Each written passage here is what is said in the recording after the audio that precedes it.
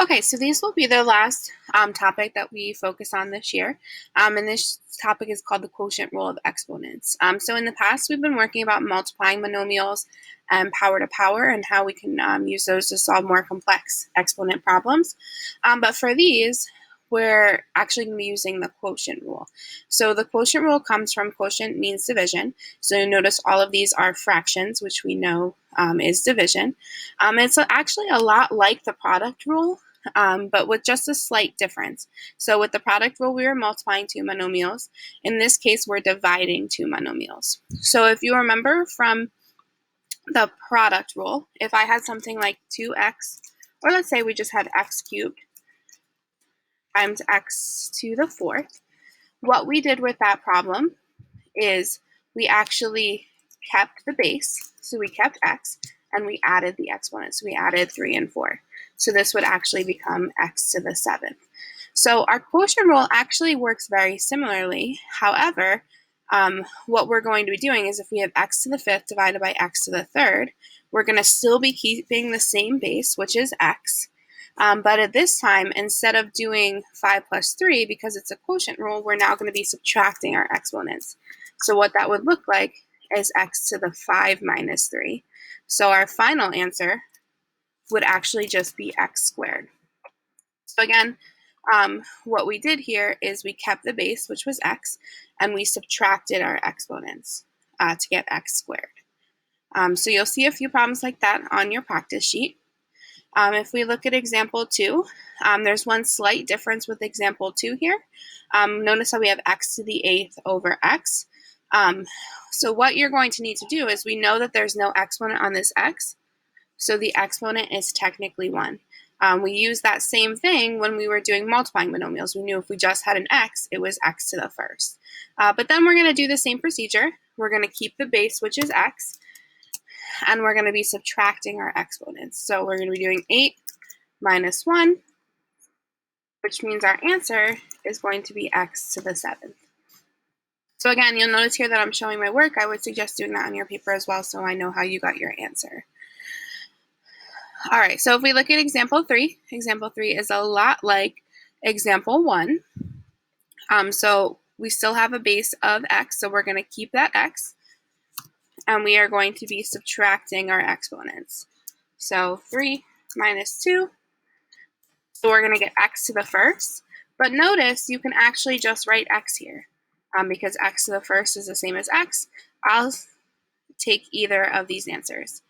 I guess I highlighted the whole thing. So either x to the first or x is an acceptable answer for this question. So example 4, we have x to the 4th over x to the 4th. So we keep our base, which is x, subtracting our exponents, 4 minus 4. So you'll notice something interesting that happens here. We're actually going to get x to the 0 power. And something interesting about x to the 0 power, anytime you have something to the 0 power, the answer is always just going to be 1. So we did this when we learned about exponents. We learned about anything to the 0 power is just going to be 1. So the final answer to this question is actually just going to be 1 here, because x to the 0 is just 1. So 5, you'll notice 5 is a little bit different. And the reason is we actually have coefficients here. So remember, coefficients are those big numbers out front of the variables. So it's going to be a little bit different. So kind of like when we had 2x cubed to 4x to the 4th. So when we had 2x to the 3rd and 4x to the 4th, we knew that we multiplied 2 times 4 and made that 8x to the 7th. So we multiplied coefficients. So it's actually the exact opposite when we have division.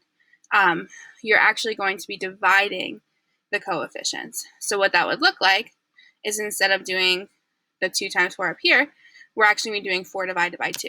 So that would be 2. And then we're going to, again, subtract our exponents. So 5 minus 4, our new exponent is to the first. So you can either write 2x to the first or 2x. So same thing with example 6. With example 6, we have 10 and 5 are our coefficients. So again, we're dividing 10 divided by 5. We get 2. Keep the base, which is x, and do 8 minus 6, and we get to the second power. So again, this 2 comes from doing 10 divided by 5. This 2 comes from doing 8 minus 6. Okay, and the last 2 are probably the hardest that you'll see in this section, just because now we have coefficients and we have more than one base. So if you take it one at a time, just like when we did multiplying monomials, it does make it a little bit easier. So you'll start by doing 16 divided by 2. 16 divided by 2 is 8. And then notice how we have an x on top and an x on the bottom. So when this happens, we keep the base of x and then subtract the exponent. So 4 minus 3, we get to the first power. Same thing right here. We have a base of y. We have 5 and 2, so we do 5 minus 2, and we get our new exponent of 3. So again, we got the 8 by doing 16 divided by 2. We kept our x and then subtracted the exponents on them, 4 minus 3. Then we kept the y and subtracted the exponents on them, 5 minus 2. All right, and then our last one here, number 8, is probably a little bit trickier, but there's actually one less step, which is nice. So if I look, I only have a coefficient on the top. So if there's only a coefficient on the top, we just keep that 5 the way it is, because there's nothing to divide it by, so technically we're dividing by 1. Our next step is notice how there's only an x to the 6 on the top, so there's nothing to subtract it with on the bottom, so we just leave it as x to the 6th. So the only thing you really have to do here is there's a z on top and the z on bottom, so we keep their base, which is z, and subtract the exponents. We do 3 minus 2, and we get to the first power. So again, you can either keep this as 5x to the 6th, z to the first, or you can get rid of this first and just put z. But again, the big idea here is when we have coefficients, we divide them, and then when we have the same base on top and on bottom, and we keep the base and subtract the exponents. So there is a practice sheet for you to try. They match up just like the examples. So try those and submit it when you're finished.